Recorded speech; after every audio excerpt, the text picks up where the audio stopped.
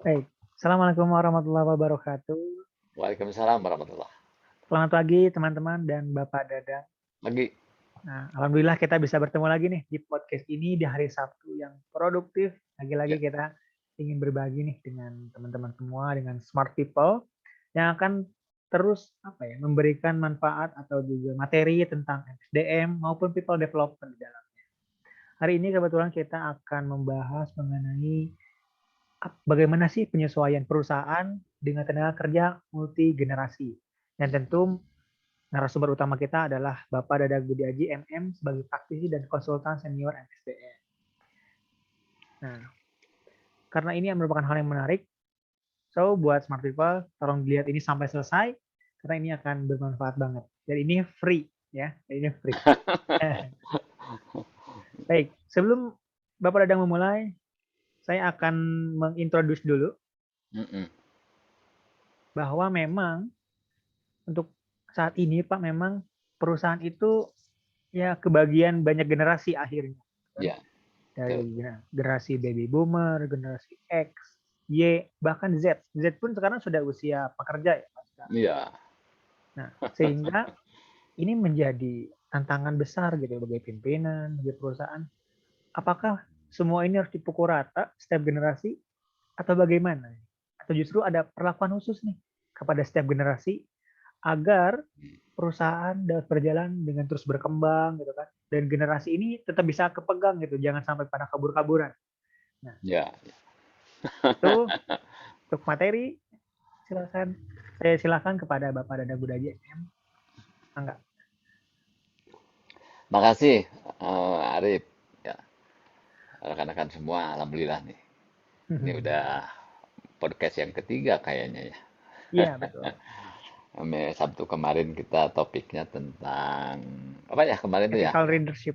Ethical and effective leadership. Iya, Nah, Sabtu pagi ini kita kepikiran untuk ngobrolin juga masalah yang selalu aktual ya, kayaknya nggak ada betul. habisnya diobrolin gitu ya, dan menjadi isu-isu penting ya Betul. di bidang sumber daya manusia, yaitu eh, adanya yang disebut fenomena lintas generasi ya, ada juga yang Hmm, menyebutnya multi generasi gitu ya. betul. Jadi kalau kita lihat di perusahaan-perusahaan atau di instansi ya, saya kira ya, kemungkinan ada 4 generasi itu yang eksis sekarang itu. Hmm, Ya. Saya ambil contoh seperti di tempat saya aja gitu ya. Ya tempat Arif juga magang gitu ya. Kita tahu bahwa ada senior ya yang mungkin usianya sekarang 65, 66 gitu. betul. Ya. Jadi mereka itu kelahiran sekitar tahun 50-an Betul. gitu ya. Kalau dari sisi kategorisasi generasi, ya, Hmm, dia itu tergolongnya baby boomers. Gitu. betul. Iya. Baby boomers. Terus kemudian di bawahnya mungkin ada yang seumuran saya ya. Kepala Hmm. 5. Kalau yang tadi kepala 6 tuh ya. Kepala 5 ya.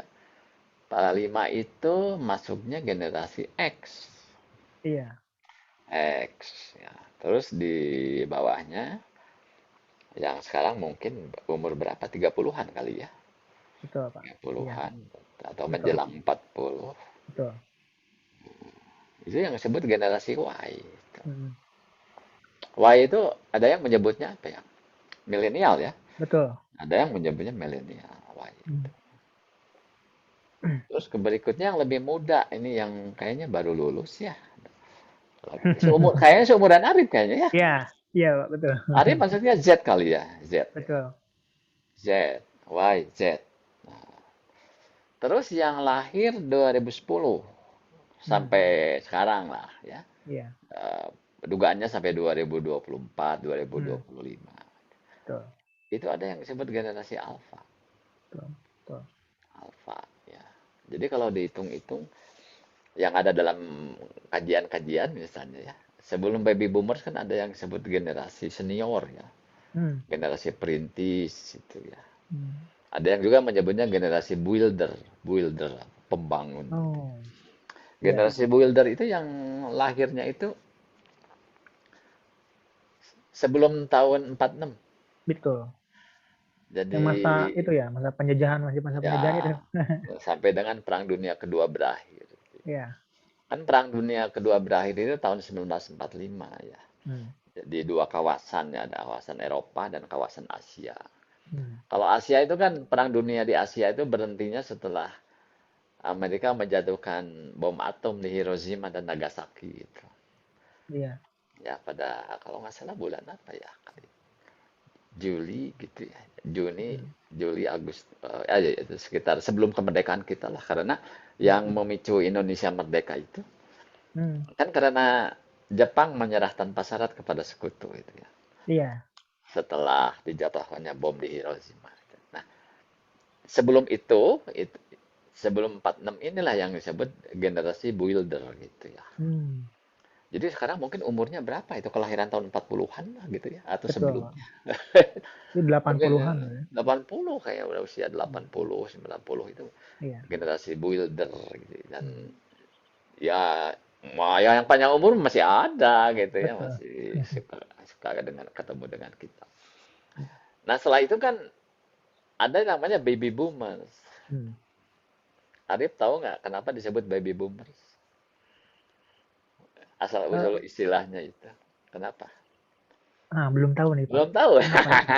Kenapa tuh Pak? Nah, untung ketemu saya. Nah, betul betul. Jadi bisa diobrolin. Kenapa sih kok istilahnya baby boomers gitu ya? Iya iya. Apa ya? Baby itu kan bayi. Hmm. Boomers itu ledakan. Boom. Boomers. Oh. Ledakan bayi. Jadi maksudnya Oh. begini. Setelah Perang Dunia selesai itu ya, Hmm. aman kan? Oh, orang Iya. aman lah. Perangnya udah kok, udah beres. Betul. Nah, ini memang entah benar entah tidak atau ini sekedar guyon, tapi mungkin logik juga masuk akal. Hmm. Saat perang udah selesai itu kan aman tentram tuh situasi. Jadi orang Betul. juga sudah bebas dari rasa takut ya. Hmm. Akhirnya banyak kumpul-kumpul di rumah gitu ya. Suami istri kok banyak kumpul-kumpul. Oh iya. Akhirnya terjadilah reproduksi besar-besaran umat manusia gitu. Oh iya betul Kasarnya banyak betul. bikin anak gitu. Itu Hmm. kan. Makanya terjadi ledakan bayi. Jadi jumlah Hmm. kelahiran bayi sesudah perang itu meledak. Makanya Hmm. disebut generasi baby boomers. Oh iya betul. Makanya anak-anak dulu tuh banyak ya Pak. Orang tua punya anak itu banyak gitu. Oh iya, Puluhan gitu. udah beres perang kan. Wah, ini udah kumpul nih dengan pasangan masing-masing, suami istri. Udah jadi rajin Iya. bikin anak ya. Gitu ya. Makanya terjadilah baby boomers gitu. Oh Itu iya ceritanya. betul. Yang disebut baby boomers itu ya setelah perang selesai itu kan demikian. Hmm. Nah, Baik dan yang baik unik baik. kalau di Indonesia itu ya, Hmm. pentahapan atau kategorisasi generasi itu kok mirip-mirip pemerintahan gitu ya. Oke. Jadi baby boomers ini yang mulainya tahun 46 gitu ya, Hmm. sampai dengan tahun 66 lah ya, kurang lebih ya. Ya 65 66 itu. ya. Itu apa sinkron dengan pemerintahan Orde Lama, Oh. Bung Karno. Ya kan? Iya ya betul. Ya, mirip, mirip gitu. Nah, setelah itu kan tahun 66 kan masuklah era Soeharto, Orde Baru gitu ya. Hmm. Setelah Betul. ada surat perintah 11 Maret itu kan. Iya. 11 Maret 1966. Saya baru umur 3 bulan waktu itu. Ya, saya lahir Januari 1996. Wis, Itu kan mantap. awal Orde Baru itu. Iya. Awal Orde Baru itu mulai masuknya X ya. Generasi Hmm. X, Betul. X generation. Sekalipun nanti saya perlihatkan kategorisasinya memang. Soalnya gini, kalau kategorisasi tahun berapa sampai tahun berapa generasi ini ada Hmm. banyak versi sih, ada Betul. banyak versi. Jadi tidak bisa dipatok. Oh tahun sekian. Ternyata dari beberapa ahli yang membahas masalah generasi ini, tahapan tahunnya itu bisa beda-beda gitu ya. Iya Tapi ya betul. kisarannya kayak gitu ya. Betul. Mungkin juga cocokologi lah, cocokologi.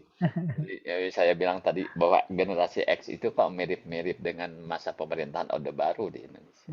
Ya. Hmm. 6566 gitu ya. Baik. Setelah surat perintah 11 Maret terutama ya, 66. Betul. Dan kemudian kan yang datang belakangan generasi Y itu, Hmm. generasi Y itu yang lahir tahun 80-an. Hmm. Nah, Tapi betul. kan kejatuhan Orde Baru tahun 98. Ini rada nggak Oke. nyambung jadi. Hmm. Saya nggak tahu karena mungkin Orde Baru memerintahnya terlalu lama kali ya. Sampai 32 tahun gitu ya. Ya tapi ada kemiripan. Ada Ya, kemiripan. ya, Nah, jadi ya itulah sebenarnya ya. Eh, Kurang lebih kalau dibanding-banding dengan situasi di Indonesia gitu pentahapannya. betul. Nah, saya sih ada sedikit apa slide ya nggak banyak slide untuk Hmm. mencoba memperjelas ya. Oh, Karena boleh, Pak. Hmm. kita juga apa sih yang benar-benar membedakan gitu ya karakteristik antar generasi itu ya. Nah, nanti kan Hmm. akan masuknya ke ya terus di perusahaan kita gimana gitu karena kita Betul, sekarang tuh mungkin ada 4 generasi berbarengan ya. betul.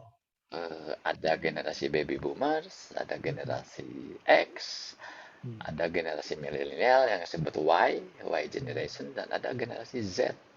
Z Iya, itu ya seumuran Arif ini yang baru lulus ya. iya, betul, Itu. Pak. Kalau Alpa sih masih sekolah sekarang atau baru masih kecil apa Ya, baru SD kali ya kalau Alpa mah ya dari betul, Pak. baru SD SMP barangkali ya Betul, Alfa itu belum masuk ke angkatan kerja dia belum masih betul. sekolah gitu ya. Hmm. Mungkin 10 tahun kemudian 10 tahun kemudian Iya, mereka akan masuk ke dunia kerja itu generasi alfa gitu. iya, Ya betul, Pak. kayak ini Menarik, tentang Pak. Boleh, Pak, ditampilkan saja. Jadi nanti smart people ini bisa lebih ke gambar gitu. Gimana sih pembagiannya itu? Nah, kelihatan. sudah ada. Nah jadi inilah yang kita bahas ya multigenerasi dan perkembangan pemikiran manajemen gitu ya. Hmm. Karena pasti ada pengaruh nih ke organisasi atau perusahaan-perusahaan itu untuk menghandle ya. Ini kalau kita lihat gambar ini kan ini tuh dari mulai kakek, nenek, ayah, ibu, cucu ada ada semua ya. Betul. 4 sampai 4 generasi itu ya. Hmm. Nah, seperti ini. Ini yang disebut multi generasi atau lintas generasi ya.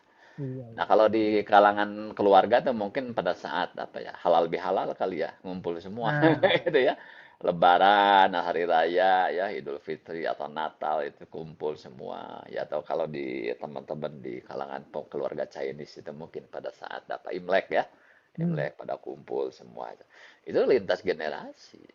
Mungkin Hmm. bahkan bisa sampai 5 level gitu ya. Alfanya Iya. juga udah ada.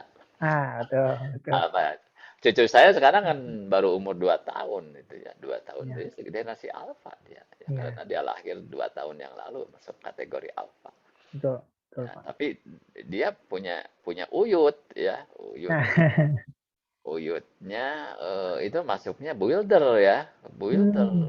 kelahiran ya 40-an lah Iya, 40-an ya. Jadi lengkap itu itu ya betul. sama di rumah pun demikian sebenarnya multi generasi gitu ya. Betul, Pak. Nah, ini barangkali ilustrasinya ya, gitu ya. Wow. Nah, ini dalam salah satu referensi ya. Hmm. Referensi sih banyak, cuman saya ambil yang kira-kira cukup mewakili dan cukup komprehensif gitu ya. Iya, Nah, jadi yang tadi saya sampaikan itu kan ada builders ya, builders atau generasi perintis, pembangun ya. Ada juga yang iya, menyebutnya generasi senior gitu ya.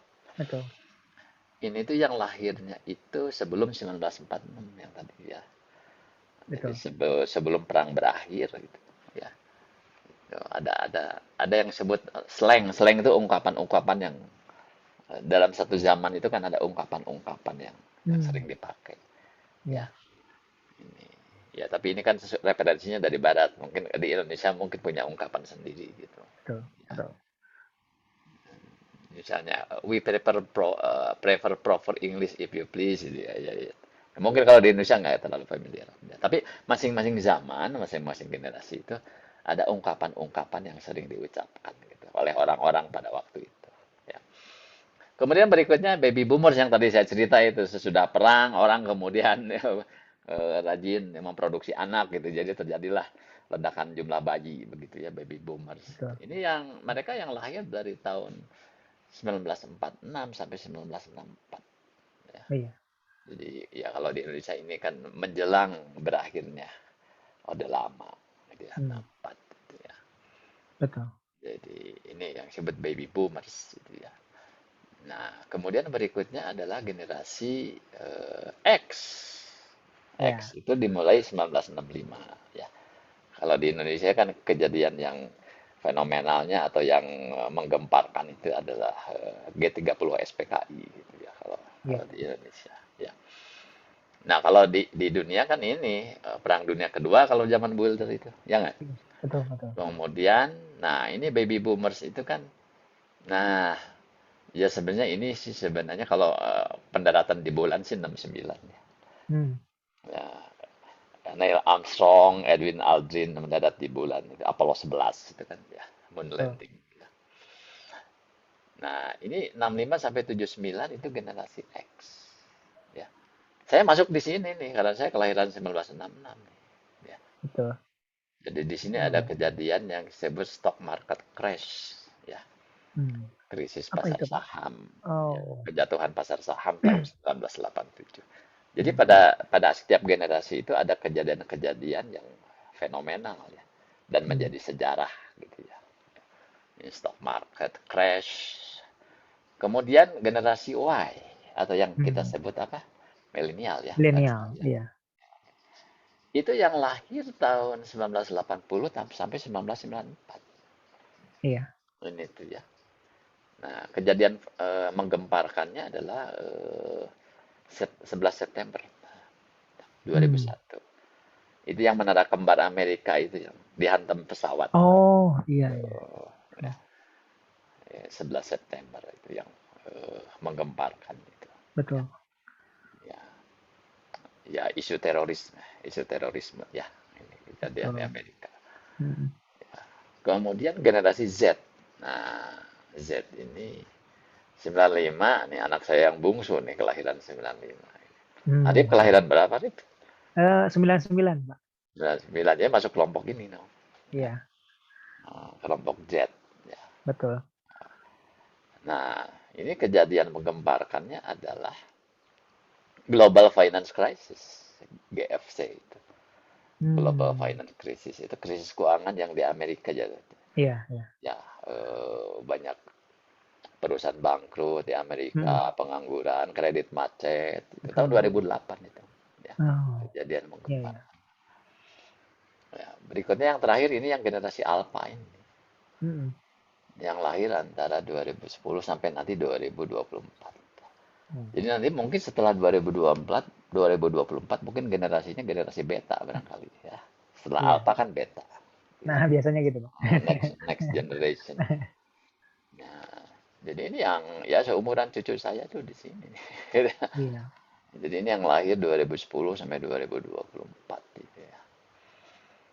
Ini adalah ada dua, ada Trump, ada Brexit. Trump itu ya apa ya? Terpilihnya Trump jadi presiden AS. Oh, Itu ya. oh iya, iya, iya. Kemudian Brexit itu adalah keluarnya Inggris ya. England exit Hmm. dari Uni Eropa. Gitu ya. Kan Oh. di negara-negara Eropa itu kan ada komunitas yang disebut Uni Hmm. Eropa. Kalau dulu Hmm. ya zaman saya sekolah di HI tahun 80-an tadi disebut MEE disebut Masyarakat Ekonomi Eropa. Oh. Kemudian Hmm. diganti namanya menjadi Uni Eropa. Jadi negara-negara di Eropa itu kan memperkuat diri. Ya. Sampai kemudian kan ada mata uang sendiri untuk Eropa yang disebut euro itu ya. Euro. Betul. Kan sebelumnya nggak ada euro, masing-masing aja. Hmm. Ya. Nah itu ya karakteristik dari dan pentahapannya itu ya. Baik. Nah jadi ini yang disebut social marker itu adalah penanda penanda kejadian sosial yang menggemparkan ya dari mulai Perang Iya. Dunia Kedua, pendaratan manusia di bulan, Hmm. kemudian stock market crash, kemudian kejadian 11 September menara kembar itu ditabrak pesawat, Iya. kemudian krisis keuangan global, ya sampai Hmm. kemudian Hmm. terpilihnya Donald Trump, itu ya, yang Betul. orang banyak punya kesan ini presiden AS paling menyebalkan, gitu ya kan. Sampai kemudian Inggris menyatakan keluar dari Uni Eropa. Ya. Nah, kemudian Hmm. berikutnya ada nih penanda-penanda lain, gitu ya, karakteristik Hmm. setiap generasi. Ini ada yang disebut mobil yang menjadi ikon, ya. Oh, menarik, Mobil menarik. yang menjadi ikon, gitu ya. Kalau zaman sebelum Perang Dunia berakhir itu yang disebut mobil Ford ini ya, Hmm. model T, Ford ya. Ford itu Hmm. kan boleh dibilang mobil legendaris ya. Sampai Betul. sekarang sebenarnya masih berdiri kan, masih ada mobil Ford gitu ya. Iya. Tahun 27 ini, 1927. Wah, ini zamannya siapa kali ya? Al Capone kali ya? Tahu Nah, Al Capone? kurang kurang kenal sih. Al Capone itu adalah mafia Amerika. Oh.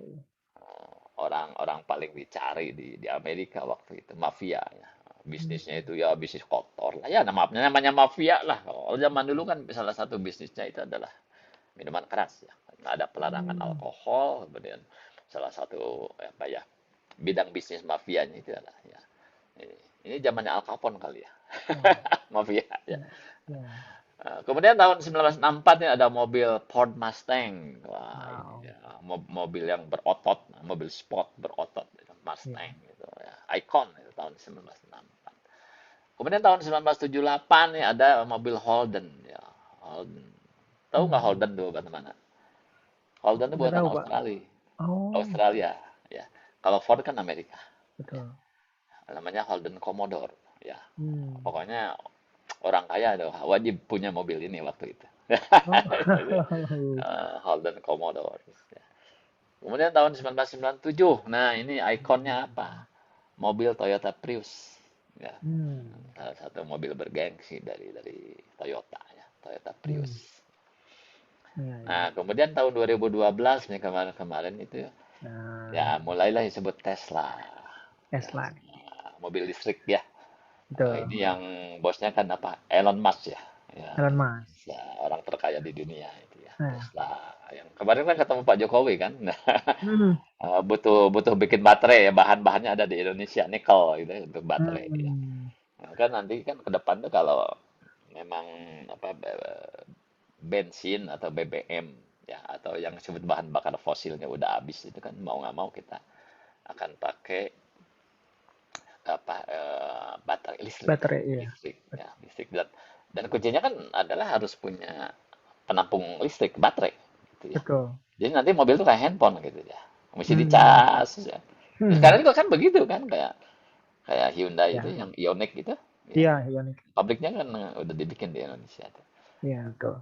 Jadi kayak handphone nih. Jadi, kalau lupa ngecas nggak bisa pergi gitu, mobilnya nggak jalan. Ya, kalau lupa. Lupa ngecas ya. Hmm. Nah, terus nanti ini mungkin masa depan, tapi sekarang mungkin udah mulai nih disebut mobil yang bisa jalan sendiri. Iya, sudah ada. Walaupun Autonomous belum ini. vehicle Nah. ya, alat transportasi yang autonomous ya. Hmm. Ya, termasuk kan sebenarnya mungkin kalau mau dimasukkan drone barangkali ya. Nah, bisa juga. Drone. Ya. Kemudian berikutnya ada yang disebut mainan yang menjadi ikon. Ya. Hmm. Iconic toys ya. Nah, ini Betul. kalau dulu tuh zamannya kakek nenek saya itu roller skates ya, roller skate. Ya. Hmm. Nah, ini sepatu roda kali ya, roller skate. Iya, sepatu roda. Sepatu roda itu ya. Zaman dulu mungkin orang yang punya sepatu roda itu orang kaya gitu. Iya. Orang biasa-biasa belum. Terus ada frisbee ya. Frisbee itu kayak mainan apa yang dilempar gitu ya. Oh Bulat iya. gitu ya. Mm-mm. Frisbee. Jadi mainan yang jadi ikon gitu ya. Mm-mm. Frisbee. Ini zamannya baby boomers nih. Ya, mainannya kok kayak gini. Kemudian generasi zaman saya nih ya X ini itu dadu itu yang kubik itu yang Rubik. putar-putar. Oh. Ya ini. Apa namanya ini? Dibikin Ya. satu warna. Permainan Mm-mm. itu ya. Kubik gitu ya. Iya, iya. Rubik's Cube ya. Iya, Ini. betul.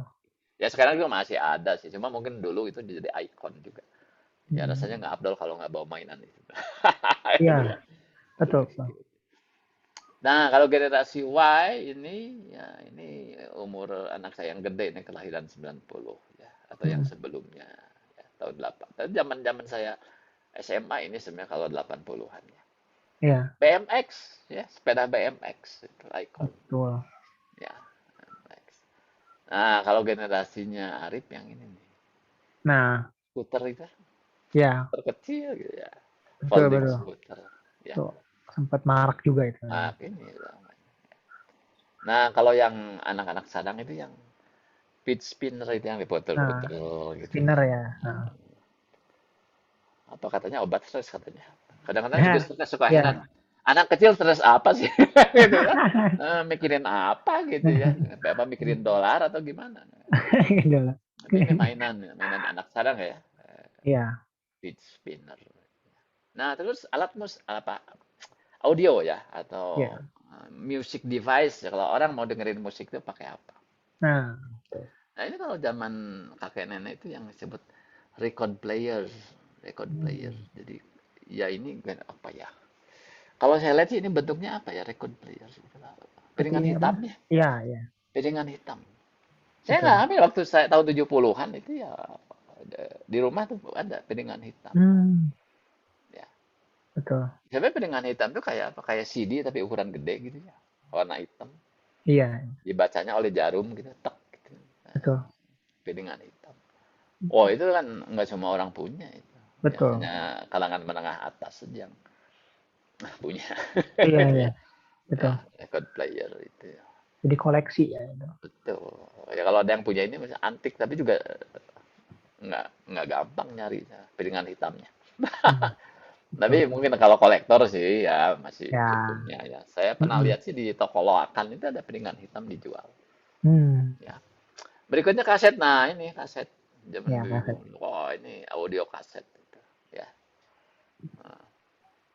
Saya Hmm. juga zaman SMA apa ya Mas SMP ya, kolektor kaset juga saya audio kaset. Hmm, Nah, kemudian X Generation itu ada yang ikonik ya zaman saya iya, remaja ya. Walkman, Walkman. Walkman. Gitu ya. Wah, yang paling top itu kan apa? Sony ya, merek Sony ya, Sony Iya. Walkman. Orang jalan-jalan sambil apa olahraga gitu itu rasanya tuh keren banget gitu. Mm-mm. Walkman. Ya, Betul, betul. sekarang udah jarang diketawain orang mah. Ngapain gitu. Kaset aja udah. Saya dulu kaset tuh koleksi banyak banget ratusan itu karena kan saya senang musik-musik slow rock gitu ya, Hmm, pop barat atau mantap, Indonesia. mantap. Wah, udah nggak kemana sekarang juga diputarnya juga di mana bingung ya. Sekarang kan udah sekarang mah udah langsung kita akses YouTube Music aja kan, betul nggak? Ya, Iya, di smartphone ya. Ini iya. Walkman. Terus iPod, nah iPod juga untuk generasi Y ini keren juga iPod. Ya, Hmm, jadi hmm. sudah nggak menggunakan lagi kaset. Kalau Walkman kan masih nyambung nih dengan kaset ini. Gitu. Iya, Ya. betul. Nah, kemudian sekarang nih generasinya ada pada apa? Spotify ya. Spotify nih. Iya. Spotify. Ya. Saya sih ada sih aplikasinya, cuma saya belum pernah nyobain. Itu ada dengerin musik ya, Arif ya? Ini ya. Iya, Koleksi betul. musik gitu. Ya. Betul. Berbayar kan? Berbayar kan? Berbayar juga ada, Bang, emang. Berbayar. Nah, Emang lebih simpel gitu. Jadi kita tidak perlu mendownload gitu. hmm, Jadi hmm. kita tinggal milih saja. Ya, ya.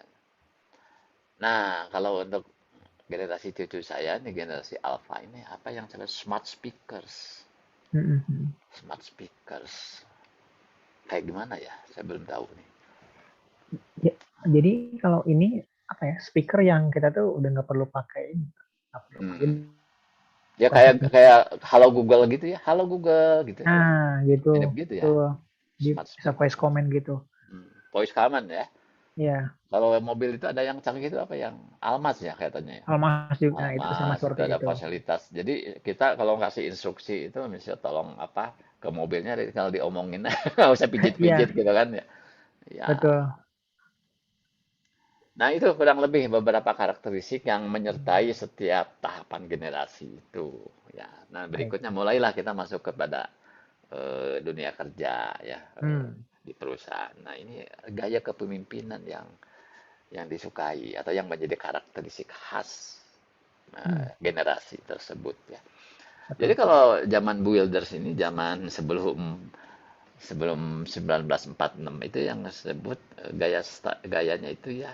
Jadi ini L itu leader yang L kecilnya new leader ya. Hmm, Controlling ya. betul. Makanya jangan heran kalau generasi-generasi tua itu kan lebih menekankannya kontrol, pengendalian. Oh, Betul. itu ya. Anak Betul. buah itu dikontrol, ada pencrongin aja ya. Hmm, hmm, Itu hmm. ya. Dan saya juga ngalamin sih perlakuan seperti itu dan dipaksa harus kayak gitu. Gitu. Betul. Harus Betul. kontrol ya.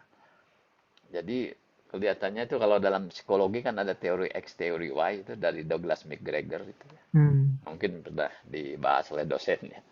Hmm. Jadi Ya. asumsi X itu ya, teori X itu memandang manusia dari sisi negatifnya. Hmm. Manusia itu nggak bisa dipercaya, tidak bisa bertanggung jawab, ya. Sehingga Hmm. menekankannya pada kontrol, ya. Hmm. Hmm. Nah, itu gaya controlling gitu yang menonjol. Ya. Nah, kemudian baby boomers ini mulai berubah, bergeser, ya. Sekalipun saya pergeserannya menurut saya nggak terlalu signifikan. Dari Ya. controlling kepada directing, Hmm. dari mengawasi menjadi mengarahkan, ya. Betul. Nggak beda jauh sih sebenarnya, tetapi mengarahkan. Jadi artinya orientasi tugas ya. Iya. Dua-duanya orientasi tugas, directing. Kemudian gaya kepemimpinan generasi X. Nah, kalau generasi saya X ini coordinating. Ya. Jadi Hmm. tidak tidak mengontrol dan tidak mengarahkan, tapi berkoordinasi. Betul. Ya. Betul.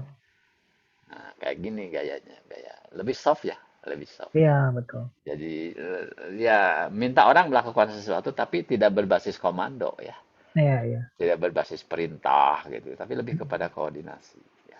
Hmm. Koordinasi kan sebenarnya ya itu menyelaraskan aja sih, Betul. menyelaraskan tindakan-tindakan yang perlu diambil kan disebut Iya, coordinating kan itu ya. betul. Kemudian generasi Y ini ya, itu gaya kepemimpinannya itu guiding. Hmm. Jadi si leader ini memberikan guidance ya, Iya. panduan Hmm. ya, Betul. panduan. Mirip apa kayak gayanya gaya-gaya coaching barangkali ya. Iya. Coaching. Bisa. Jadi memberi guiding ya. Ya, anggaplah kalau lagi tour kan ada tour guide. Ya. Kayak gitulah seorang tour guide bagaimana ya. Dia Hmm. berkomunikasi dengan peserta wisatanya itu ya. Betul. Betul. Guiding. Ya. Soft ya, ya. Lebih soft ya. Makin hari makin soft ya. Saya lihat Hmm. pergeserannya ini begitu ya. Kepemimpin leadership style-nya antar generasi itu. Betul. Kalau di Y generation itu guiding ya. Betul. Kalau generasi Z, nah Hmm. Z itu. Jadi yang cocok untuk seumuran Arif itu adalah empowering, Nah, pemberdayaan. betul. Betul. Jadi si leader ini ya kepada timnya dan ini kan nggak satu ya kepada tim Hmm. yang ada di bawahnya itu melakukan pemberdayaan, empowering. Iya. Ya. Iya. Jadi sebenarnya lebih banyak kalau saya sandingkan dengan ajarannya Ki Hajar Dewantoro, ini yang disebut Tuturi Handayani sebenarnya.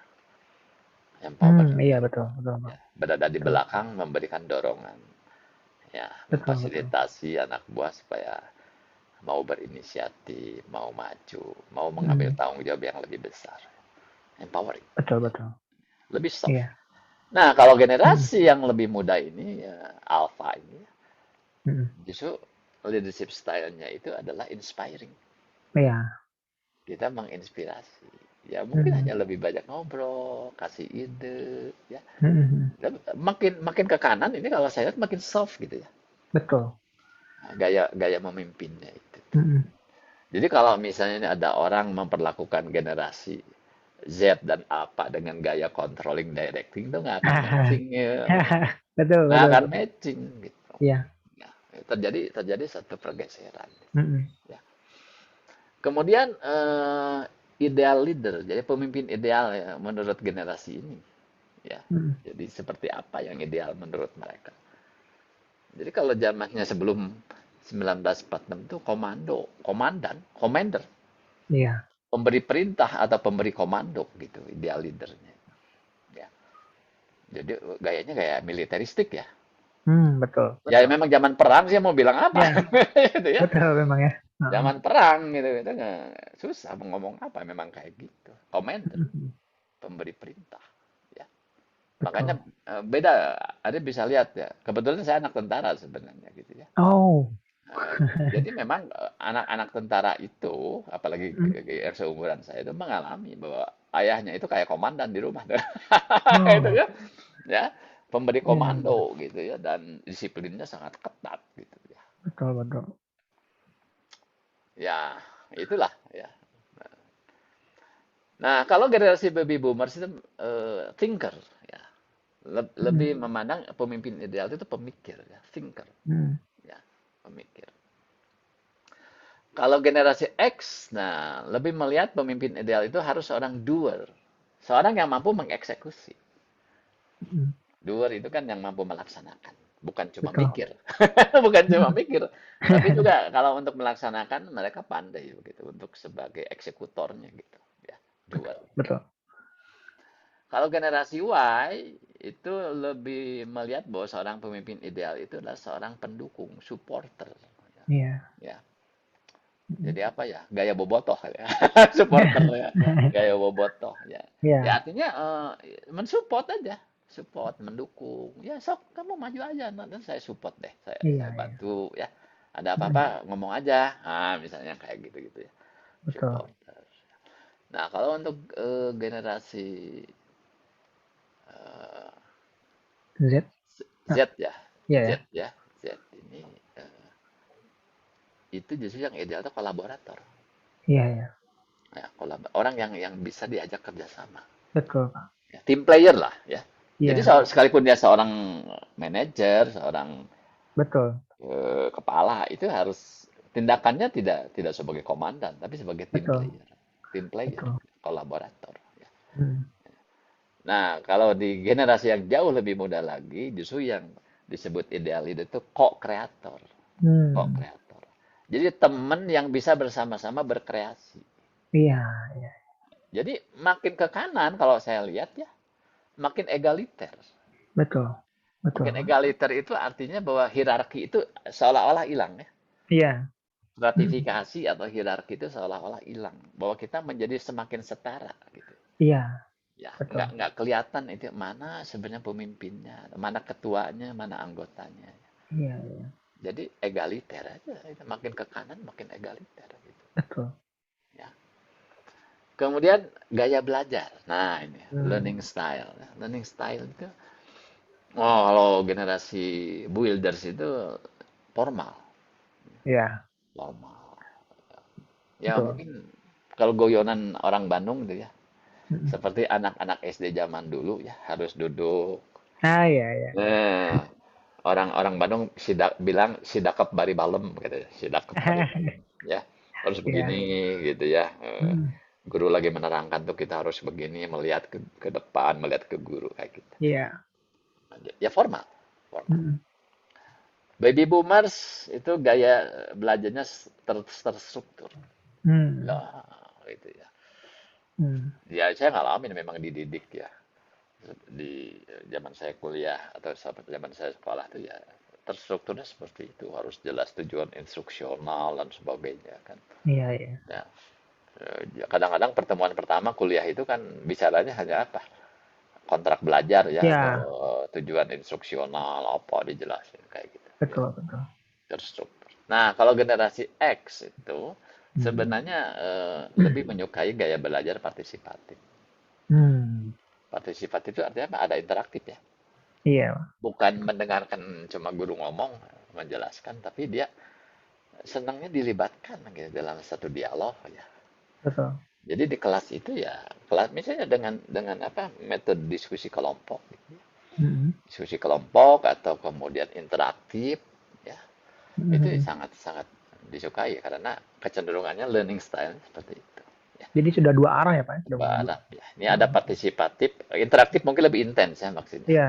Hmm. Interaktif itu adalah partisipatif yang lebih intens lagi, lebih masif Iya, gitu. betul. Kalau partisipatif mungkin hanya sekedar dosennya bilang, pendapat kamu bagaimana? Nah, betul, betul. Ada pertanyaan nggak? Kamu punya Hmm. pendapat nggak? Kalau Hmm. interaktif mungkin lebih intens lagi. Ya. Betul. Nah, kalau di generasi Z ini, ya multimodal. Multimodal itu dengan Hmm. mode atau Ya, cara dan alat yang beraneka ragam. betul. Ya. Hmm. Sekarang kan ada istilah hybrid gitu ya. Hibrid, betul. Hybrid bisa di dalam kelas, bisa di luar kelas, bisa Hmm. juga indoor, outdoor kan begitu. Betul. Ya, multimodal. Ya. Nah, tapi generasi yang lebih muda itu virtual. Nah, ini. Kayak Wow. sekarang ini kan kita nih bikin podcast gini, ini virtual Nah, sebenarnya. Benar nggak? betul. Betul. Virtual. Ya, Hmm. itu gaya belajar. Nah, kemudian influence atau advice-nya ya. Advice. Jadi dia dapat pengaruh dari mana dan Hmm, melalui dapat nasihat dari mana gitu ya. iya, Kalau ini kan zaman dulu dari orang yang dianggap petugas resmi gitu ya, official. Oh, iya, gitu ya. Yang berkewenangan untuk memberikan keterangan atau arahan itu official. Gitu ya.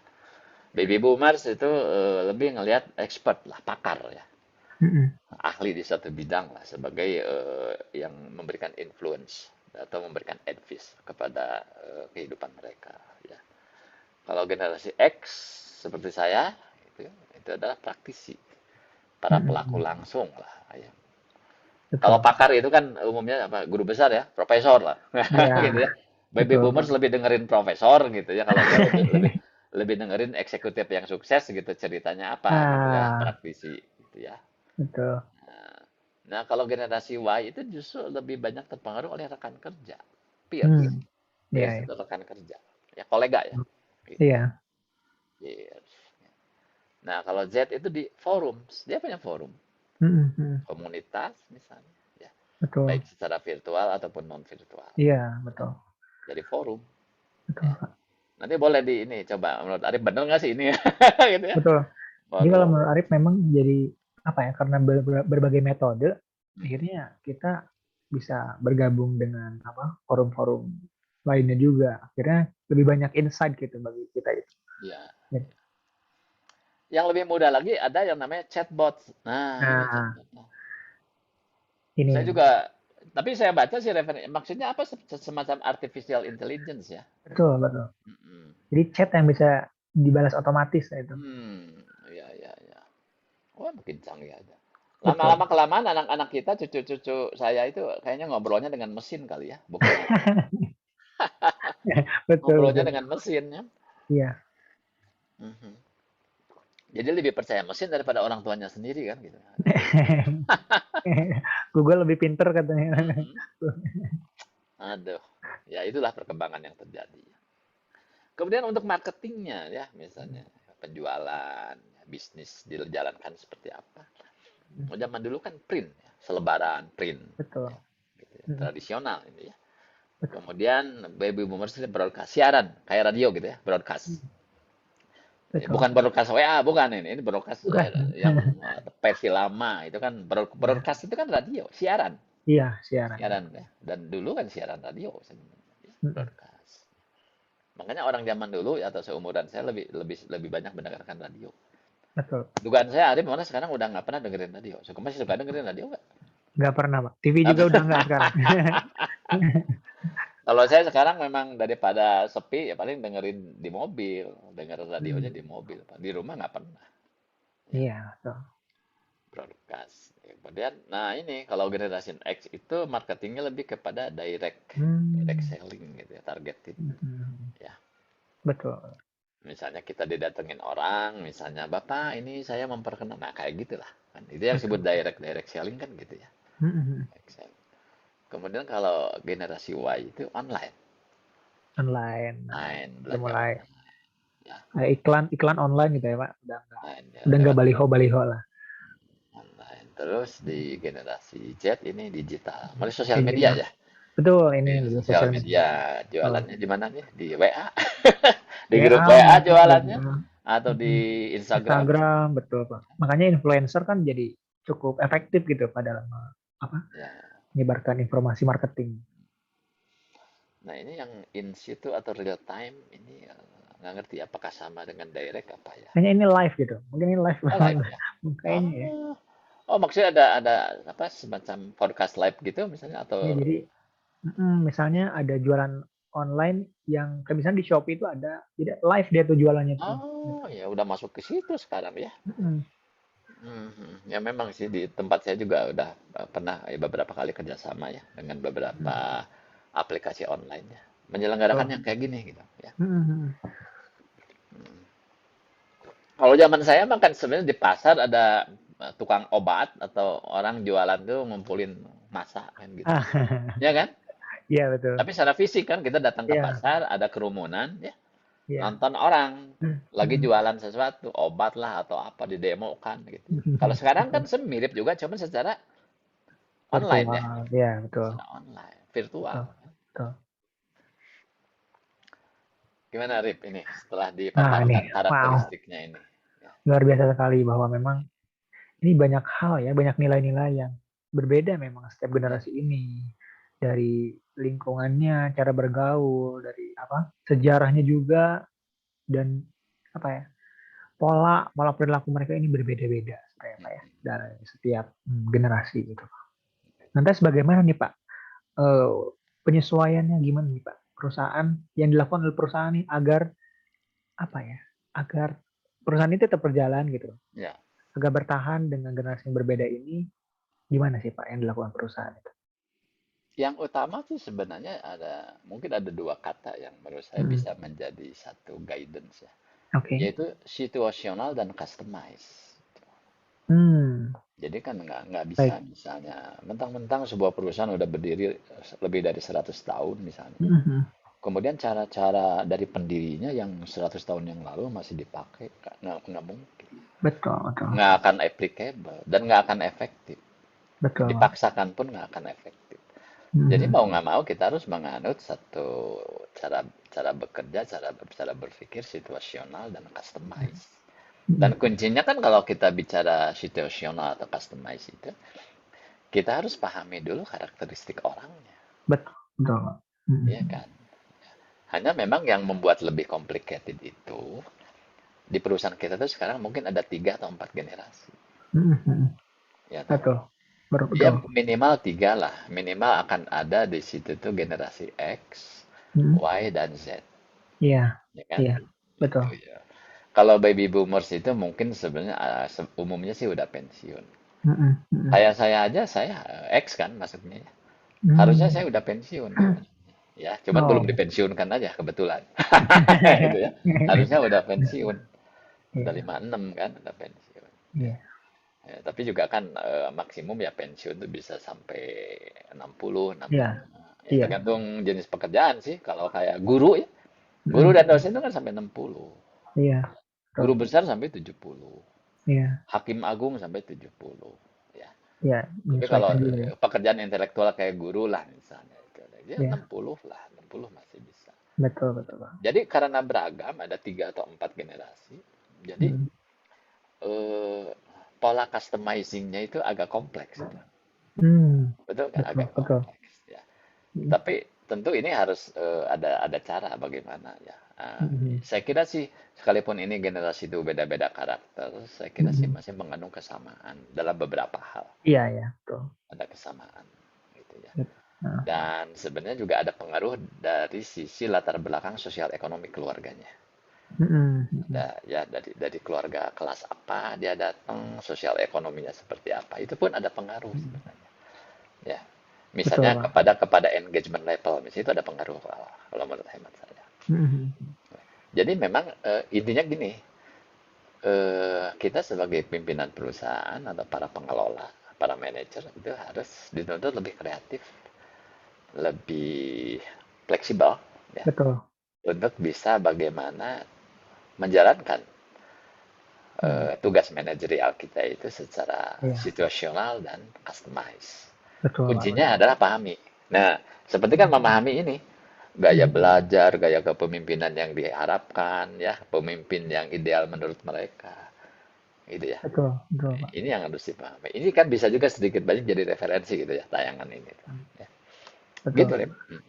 Nah, berarti memang ini, jadi kita sebagai eh, misalnya Bapak sebagai pimpinan, maka kita setidaknya gitu ya, akan ada kesamaan nih di antara generasi, bagaimana kita apa ya, mengambil tuh kesamaan-kesamaan itu, kemudian juga kita kolaborasikan gitu ya Pak, Ya, kolaborasikan, kemudian kita juga tetap harus tahu gimana nih etika kerja dari semua generasi itu gimana. Kita harus sesuaikan dengan mereka ya Pak, ya. sesuaikan dengan situasinya di customer gitu. Baik Pak. Nah, kemudian dalam ini kan Pak, ada yang namanya itu the change of management thinking. Hmm. Jadi karena kita berubah nih Pak Hmm. dari yang sebelumnya kurang dalam teknologi, sekarang udah teknologinya semakin berkembang gitu Pak. Tentu kita pun akan menghadapi perubahan yang tidak bisa kita hindari, terutama dalam bidang usaha. Sehingga di dalam melakukan perubahan tersebut, maka tantangan yang dihadapi oleh organisasi adalah resistensi dan strategi implementasi untuk melakukan perubahan menjadi suatu permasalahan yang utama. Maksudnya adalah, maka resistensi ini dan strategi untuk tetap terus terjalinnya usaha ini harus dijaga gitu. Ini Bapak sebagai praktisi, bagaimana ya Pak kiranya prosesnya atau langkah-langkahnya sehingga si change of management thinking ini dapat efektif gitu Pak? Ya, ya itu nyambung sih dengan pertanyaan sebelumnya ya. Mhm. Mengenai terus bagaimana nih di dalam perusahaan kita, organisasi kita itu Hmm, hampir semua generasi itu masih ada gitu ya. betul. Bagaimana supaya mereka bisa bekerja dan berkolaborasi secara efektif. Nah, Ya. ini kan memberi warna juga kepada yang disebut perubahan-perubahan dalam pemikiran manajemen. Ya, Hmm, jadi para pengelola itu berubah pendekatannya, pemikirannya bagaimana. Dan ini hmm, kalau secara keilmuan memang ada hubungannya dengan perkembangan pendekatan-pendekatan dalam ilmu manajemen. Ya, hmm, jadi mulai yang pertama kali sekali Frederick Winslow Taylor ya, yang hmm, disebut Bapak Manajemen Ilmiah itu, hmm. yang merupakan titik awal dianggapnya manajemen sebagai ilmu di abad 19 itu kan. Oke. Ya, itu kemudian berkembang dengan banyak Hmm, pendekatan. Ya. Saya kira mungkin ini bisa dibantu dengan ada tayangan berikut. Ini sama sih dengan nah, pembahasan yang tadi. ya. Nah, ini saya punya dua slide ini, tapi yang Hmm, lengkap itu yang kelihatannya yang ini ya. Nah, yang hmm, ini. Coba. Ini yang disebut evolusi atau perkembangan hmm, dari pemikiran manajemen. Ya, hmm. nah, ya maksudnya ini mencoba menjawab yang ditanyakan Arif tadi. Baik, baik. Jadi era sebelum 1950. Hmm, Artinya kan ini adalah eranya builder dan baby boomers ya. betul, Ya kan? Nah, betul Pak. apa yang menjadi karakteristiknya pada masa itu? Pemikiran manajemennya itu. Ya. Hmm, Ini yang disebut eranya industrial corporation. Ya. hmm, Korporasi industrial. hmm, Ya. hmm. Jadi apa sih sebenarnya kemudian yang menjadi perhatian mereka? Fokusnya kemana? Ya. Iya. Yaitu operasional efisiensi. Harus hemat. Hmm, Makanya ditekan biaya produksi harus rendah-rendahnya. Gitu. betul. Ya kadang-kadang juga dampaknya adalah ada eksploitasi terhadap buruh ya. Ya, betul, Itu betul. salah satu dampaknya itu. Seolah-olah buruh itu diperas habis gitu ya. Harus Iya. harus bekerja, mungkin harus banyak ngelembur. Mending kalau bayarannya benar ya, gitu ya. Nah, karena penekanannya adalah operasional efisiensi. Ya. Betul. Kemudian industrial age-nya apa? Memandang Hmm, manusia hanya sebagai pekerja. ya. Ya, industrial age-nya itu people as workers sebagai apa? Alat produksi, Ya. sebagai faktor produksi. Ya. Hmm, Jadi lebih ngelihatnya sebagai objek gitu. Ya, alat ya. hanya sebagai alat. Malah ada Hmm, yang mengartikannya dalam salah satu literatur karyawan itu disebut hanya sebagai hands, tangan aja, hmm, hanya sebagai tangan. Ya, hmm. gitu. Nah, Iya, kemudian ada iya. tokoh-tokoh yang berpengaruh ya pada masa ini itu ya. Ada yang namanya Andrew Carnegie dan Henry Ford. Ya. Iya. Andrew Carnegie itu adalah anaknya Dale Carnegie, Hmm, ya, tokoh eh, tokoh bidang human relation ya. Sekarang hmm. kan menjadi apa, ikon juga untuk pelatihan-pelatihannya itu ya. Henry Ford itu kan yang menemukan mobil ya, mobil Iya, model T itu ya. iya. Ini dedengkotnya mobil Ford ini ya, pendirinya Henry Ford ya. Iya. Nah, kemudian yang berikutnya adalah asumsi ya, atau Hmm, pandangan yang melihat sesuatu sebagai apa, bahwa corporation is king, perusahaan itu hmm. raja. Betul, betul. Hmm, perusahaan itu raja. Dan inilah Ya. kalau bayangkan aja kalau Arif kerja di masa itu di pabrik Hmm, tahun 50-an ya. Atau sebelum tahun 50-an ya, sebelum tahun hmm, 50-an ya. Itu kayak gini karakteristik hmm. ya, Iya, yang Pak. disebut industrial corporation. Ya. Udah lewat lah tahun 50-an itu masuk ke era tahun 60-an sampai 80-an. Ya. Hmm. Di era 60 sampai 80-an ini yang disebut hierarchical leadership. Leadership secara hierarkis, Iya. secara berjenjang ya, kepemimpinan berjenjang gitu ya. Jadi apa yang menjadi perhatiannya kalau sebelumnya itu adalah efisiensi operasional, ya. Nah, di tahap kedua ini perhatiannya pada profit, labanya, kemudian pertumbuhannya, dan Mm-mm. financial engineering, rekayasa keuangan. Hmm. Rekayasa keuangan. Jadi bagaimana caranya lah supaya kelihatan untung gitu ya. Ya, ya. Financial engineering atau ya tidak berarti bahwa istilah rekayasa itu negatif, enggak ya. Jangan Mhm. selalu diartikan engineering itu re-engineering atau rekayasa itu tipu muslihat, enggak. Hmm. Ya. Kan seperti rekayasa lalu lintas itu bukan bukan Iya. tipu muslihat lalu lintas, bukan, cuman Iya, diatur gitu betul. supaya bagaimana tidak ada kemacetan, misalnya mungkin ada yang di satu jalur kan, ada yang di kontraflow, itu yang disebut rekayasa lalu lintas. Nah, Betul. rekayasa keuangan pun adalah bagaimana ngatur keuangan secara lebih baik. Ya, Mhm. mungkin misalnya cash flow-nya diatur bagaimana, ya, termin pembayaran hutang bagaimana, kemudian pendanaannya, ya, cari yang biayanya rendah dan seterusnya. Mhm. Nah, kemudian di dalam mengelola, ya, ini yang terkenal ada yang disebut MBO, Management by Hmm. Objective. Ya. Oke. Manajemen by Objective itu manajemen berdasarkan sasaran. Yang sebenarnya ini menjadi cikal bakal terhadap performance management system yang berlaku sekarang. Hmm. Ya, KPI, performance management itu kan sebenarnya embrionya dari sini sebenarnya. Mhm. Manajemen by Objective. Nah, manajemen by Objective itu sebenarnya konsep yang diciptakan atau disusun oleh Peter Drucker. Iya. Peter Drucker ini ada yang menyebutnya nabi manajemen, nabi manajemen ya. Kalau kalau dalam fisika mah Einstein lah gitu ya. Kalau di Iya. dalam manajemen itu kan Peter Drucker gitu ya. Hmm. Nah, dialah yang menciptakan manajemen by objective itu. Oke, Itu oke, tahun oke. 1954 beliau menulis buku gitu ya. Mhm. Manajemen by objective. Kemudian Jack Welch. Jack Welch itu kan eksekutif ya. Mhm. Eksekutif di kalau saya nggak salah apa General Electric ya. Hmm. General Electric dia Jack Oke. Welch. Salah satu Mhm. CEO yang banyak menginspirasi ya. CEO. Jadi kalau Ya. Peter Drucker itu adalah akademisi, ya, Mhm. konsultan, ya, Mhm. Jack Welch itu praktisi. Ya. Oke. Nah, terus anggapannya kalau sebelumnya adalah corporation is king, maka periode Mhm. 60 sampai 80 ini adalah the executive are king. Jadi para Oh. CEO, pimpinan perusahaan itu raja gitu. Ya, Hmm. the executive are king. Ya, ya, ya. Nah, kemudian kita masuk ke era berikutnya nih, tahun 90-an. Ya, Mhm.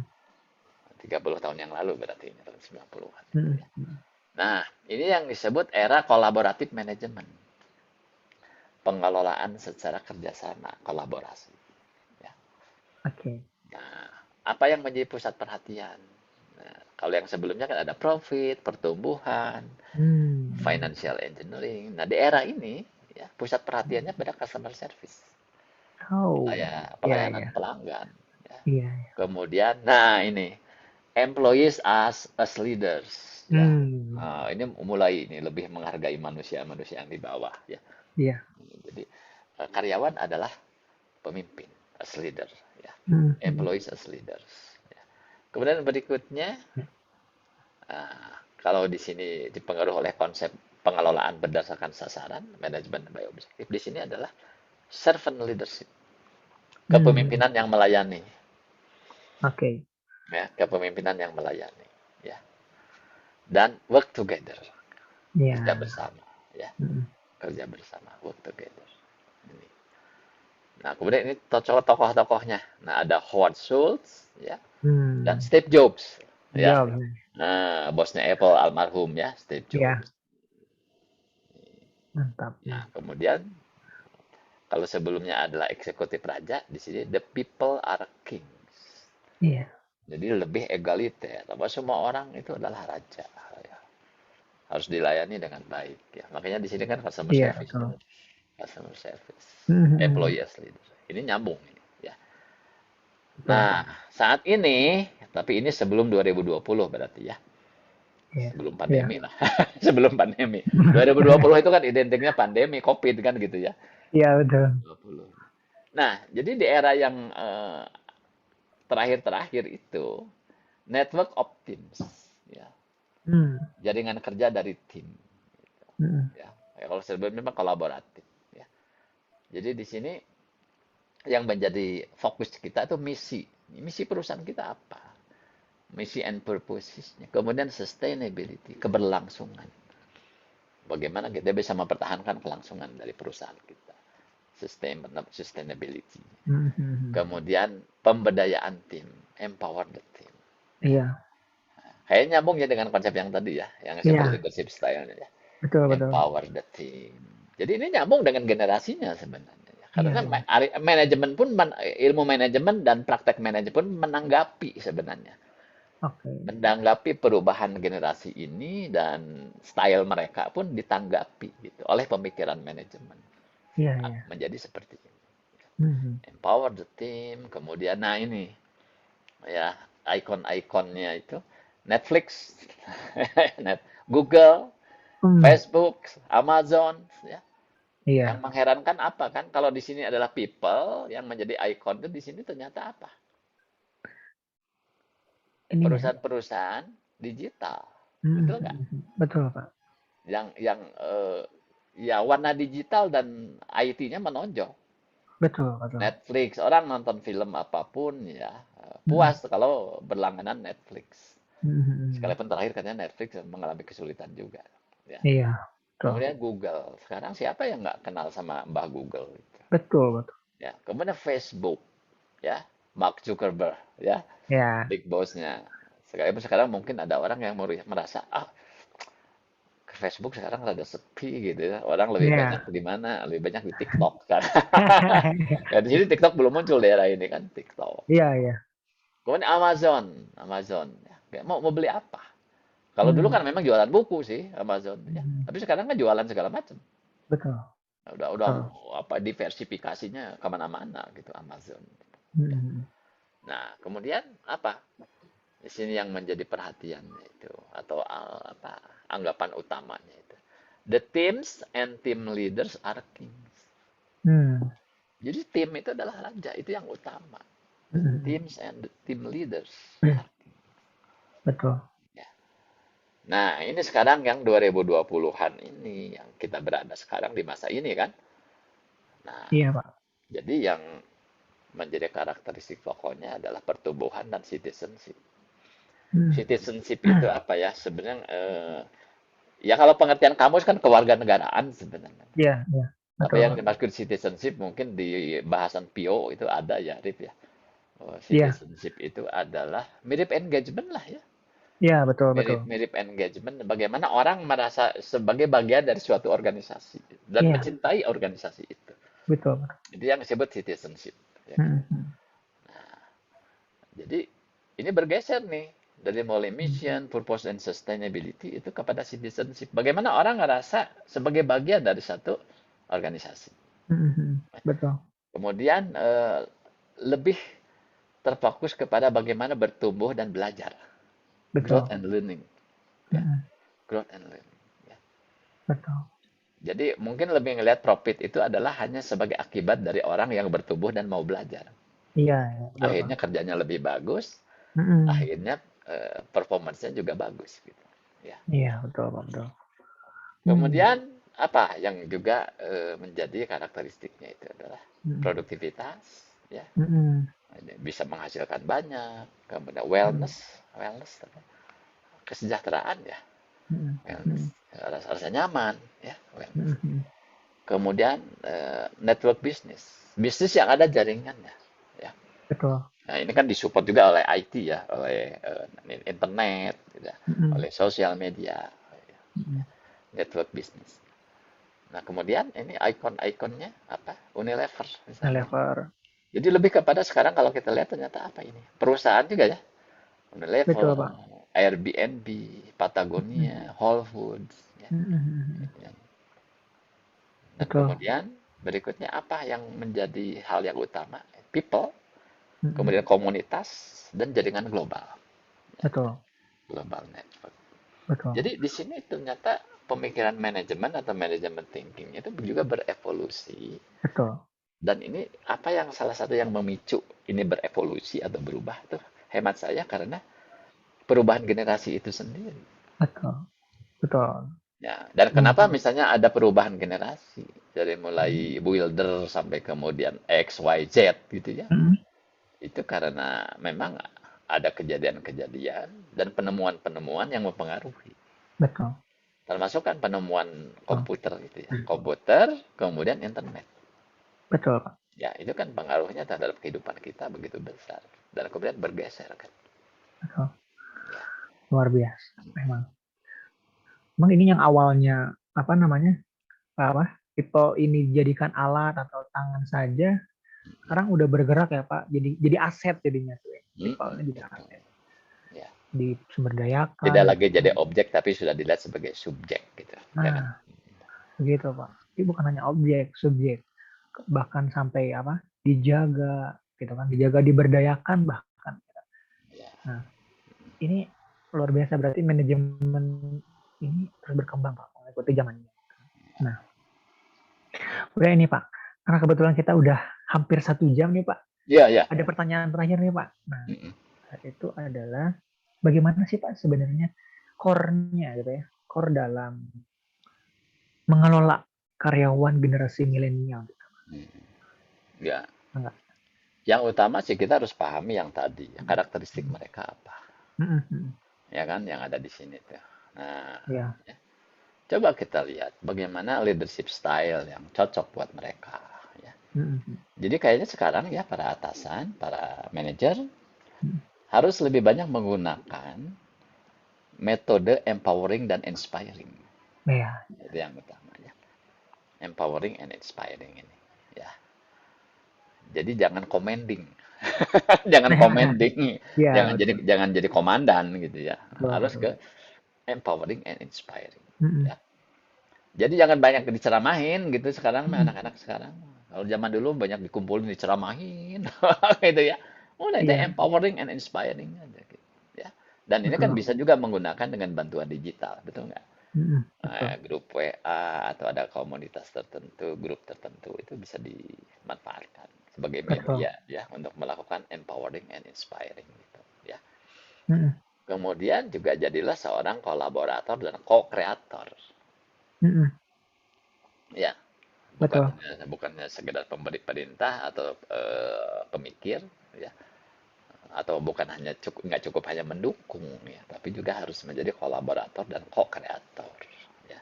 Baik. Kemudian pahami bagaimana mereka belajar ya. Mm-mm. Yang disebut multimodal. Multimodal itu kan dengan cara yang aneka ragam ya. Mm-mm. Bisa terutama ya udah menggunakan banyak yang sifatnya menggunakan digital dan virtual ya, Mm-mm. Betul. multimodal. Betul. Cara belajarnya macam-macam deh. Jadi harus kayaknya juga para atasan harus lebih memahami bagaimana cara memberikan instruksi, Betul. bagaimana menjadi coach ya, memberikan coaching kepada mereka itu. Ya, Betul. Betul. itu yang utama karakteristiknya kalau dikaitkan dengan anak muda generasi Z dan Alpha ini. Ya. Iya, iya, Sebagian iya. ada Y juga sih, Y juga ada ya. Masih Betul. masih kan Y juga masih ada sekarang ini yang Betul. mungkin Betul. kelompok kelompok manajernya itu sekarang udah Y ini. Kalau dikaitkan Betul. dengan leveling usia sekian mungkin sudah jadi manajer kan gitu ya. Mm-mm. Mm-mm. Generasi Y. Jadi dugaan saya sekarang generasi Y itu dan X lagi memimpin generasi ini. Ya, Hmm. gitu. Jadi ini bisa dibalik kayak hierarki gitu. Ya. Betul. Yang sekarang jadi staf biasa itu mungkin generasi Z, Mm-mm. Mm-mm. ya. Yang Betul. jadi kelompok menengah itu Y dan yang Mm-mm. menjadi top manajemen adalah X. Ya. Ya, bisa dibalik kan gitu. Betul, Pak. Posisinya di dalam organisasi kayak gitu. Mm-mm. Dan Mm-mm. masing-masing punya gaya berbeda. Tapi saya Betul. kira mungkin ini bisa jadi referensi ya tabel ini ya. Oh, Mm-mm. ternyata kalau dia kelompok ini dia lebih seneng diperlakukan seperti apa. Kalau Mm-mm. kerja dengan dia itu pakai cara bagaimana gitu ya. Betul. Betul, Pak. Ini tinggal ya intinya memang harus customize ya. Mm-mm. Mm-mm. Situasional dan customize gitu. Ya. Betul. Kalau ini menggunakan karakteristik antar generasi. Iya, Ya. iya. Betul, Pak. Tapi sebenarnya ada juga yang disebut hukum universal, Rip. Gimana tuh, Pak? Hukum universal ini saya menggunakan konsepnya ini dari Abraham Maslow. Oh, iya, iya, Ya. iya. Ini, Jadi ini. sebenarnya ini kalau hemat saya sih ini sangat universal itu, ya. Mm-mm. Mm-mm. Tanpa memandang generasi apa sebenarnya. Betul. Ini kan konsep hierarki kebutuhan manusia dari Abraham Maslow, psikolog Betul. yang sangat terkenal ya, Iya. Abraham Maslow ini ya. Jadi boleh saya jelaskan bahwa sebenarnya apa sih yang beliau maksud dengan hierarchy of needs ini ya. Mm-mm. Jadi menurut beliau bahwa manusia itu memiliki kebutuhan yang sifatnya bertingkat, Iya. leveling ya. Nah, Mm-mm. kebutuhan yang paling basic ini yang jadi bacanya dari bawah ke atas nih, di bawah Betul. ke atas. Ya. Iya. Kebutuhan yang paling dasar itu adalah kebutuhan fisiologi atau kebutuhan fisik. Mm-mm. Makan, minum, Betul. istirahat, Mm-mm. bernafas, Betul. kebutuhan seksual, itu kan kebutuhan yang sifatnya fisik. Betul. Ya. Nah, jadi statement yang disampaikan beliau itu begini, tingkat kebutuhan yang lebih tinggi itu ya, tidak akan Mm-mm. muncul kalau yang di bawahnya belum terpenuhi. Mm-mm. Gitu. Jadi bertingkatnya itu maksudnya Betul. begitu ya. Jadi kebutuhan fisik dulu terpenuhi, kalau sudah terpenuhi maka akan kemudian muncul kebutuhan akan rasa aman. Kebutuhan akan Iya, rasa iya, Pak. aman, safety needs. Nah, kemudian setelah kebutuhan akan rasa aman itu terpenuhi, akan muncul kebutuhan berikutnya, kebutuhan sosial. Kebutuhan akan Mm-mm. memiliki kasih sayang, mencintai dan dicintai. Ya, sosial. Bergaul, berteman, berkelompok, itu kan kebutuhan sosial. Ya, social needs. Mm-mm. Itu. Makanya ada orang yang stres kalau dia sendirian terus. Gitu ya. Nggak punya teman bisa Iya. stres juga, nggak ada yang nemenin, merasa terisolir, itu juga bisa bikin stres juga. Karena berteman, bergaul itu ya, itu kebutuhan, gitu. Betul, betul. Nggak bisa dipungkiri. Nah, kebutuhan sosial ini kalau sudah terpenuhi, maka kemudian muncul kebutuhan berikutnya yang disebut esteem needs. Mm-mm. Kebutuhan akan status dan pengakuan, penghargaan, rekognisi, apresiasi. Ya, Mm-mm. ya. Dan yang paling tinggi adalah setelah kebutuhannya yang di bawah terpenuhi, muncul kebutuhan yang tingkat kelima nih ya, paling tinggi Mm-mm. yang disebut kebutuhan akan aktualisasi diri. Iya. Bagaimana dia bisa mewujudkan gagasan-gagasan, merasa Mm-mm. eksis, Iya. ya kan? Merasa Betul. bermakna, ya, ya Mm-mm. aktual lah. Saya hadir, saya eksis, saya bermakna. Gitu Mm-mm. ya. Saya bisa mewujudkan ide-ide saya gitu. Nah, Betul. sekarang apa hubungannya dengan pertanyaan tadi? Jadi begini, hierarki yang lima ini bisa dibagi dua sebenarnya. Hmm. Dua yang pertama ini disebut kebutuhan primer, Iya. primer ya. Mm-mm. Sedangkan yang tiga di atas, sosial sampai aktualisasi, ini kebutuhan sekunder. Hmm.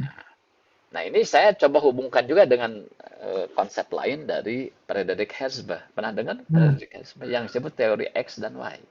Iya. Iya. Teori X, Y. Nah, ini nyambung sebenarnya antara Maslow dengan hierarchy of needs-nya dari versi teori dua faktor, Mm-mm. Frederick Herzberg, teori dua Mm-mm. faktor. Jadi sebenarnya kebutuhan fisik dan kebutuhan rasa aman itu kalau dipenuhi, gitu ya, Mm-mm. itu hanya membuat orang nyaman, Oh. membuat orang tidak komplain. Itu yang disebut teori dua faktor kan begitu. Oke. Ya, Mm-mm. kalau tidak dipenuhi akan Mm-mm. timbul konflik. Orang mungkin Mm-mm. protes, komplain, gitu ya. Mm-mm. Tapi kalau dipenuhi belum tentu memotivasi. Ya. Belum tentu. Ya. Ini yang disebut hygiene factor itu kan. Ah. Ya, jadi yang dua ini hygiene factor hanya untuk memelihara kondisi supaya stabil aja gitu. Iya. Iya. Penuhi kebutuhan fisiknya dan kebutuhan rasa amannya, maka karyawan nggak akan demo. Gitu ya. Karyawan Betul. nggak akan demo ya. Kasih upah minimum, kasih BPJS, selesai gitu. Iya. Ya, Betul. itu. Tapi belum tentu mereka bekerja lebih produktif. Heeh, heeh. Cuman membuat mereka tentram. Itu aja. Hmm. Itu yang disebut Iya. hygiene factor menurut Herzberg itu. Nah, Mm-mm. kalau mau memotivasi mereka, itu maka kita harus menggunakan tiga kebutuhan yang di atasnya. Hmm. Herzberg menyebutnya motivasional faktor.